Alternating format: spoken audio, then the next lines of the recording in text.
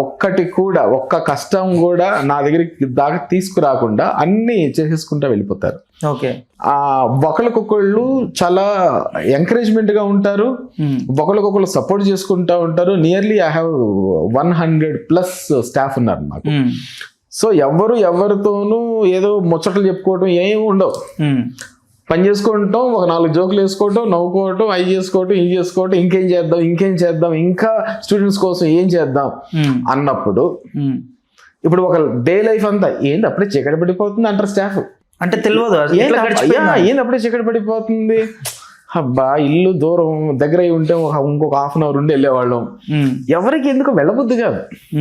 ఇక సాయంత్రం మా కంపల్సరీగా స్టూడెంట్స్ 6 o'clock వరకు వెళ్ళిపోతారు. 6 to 7 మాకు స్టాఫ్ అందరికి ఫన్ టైం అనమాట. రిపోర్ట్స్ అవన్నీ కలెక్ట్ చేసుకుంటా will have some fun time every day.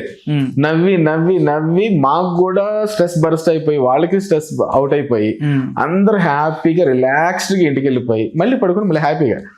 ఒక రోజు ఆఫీస్ కి ఒక ఎంప్లాయీ రాలేదనుకోండి, రోజు ఆ రోజు ఎప్పుడైతే మధ్యాహ్నం ఆఫీస్ కి రాకుండా ఇంట్లో అన్నం తింటున్నారు సరే, ఎల్లుంటే బాగుండేది ఆఫీస్ కి అనుకుంటాడు.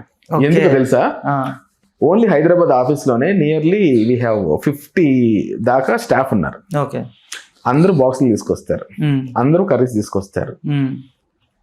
50 మంది ఒకళ్ళిద్దరు 1-2 కర్రీలు తీసుకొచ్చినా 60 కర్రీలు ఒక్కొక్క స్పూన్ తో తింటా ఉంటే ఎవరైతే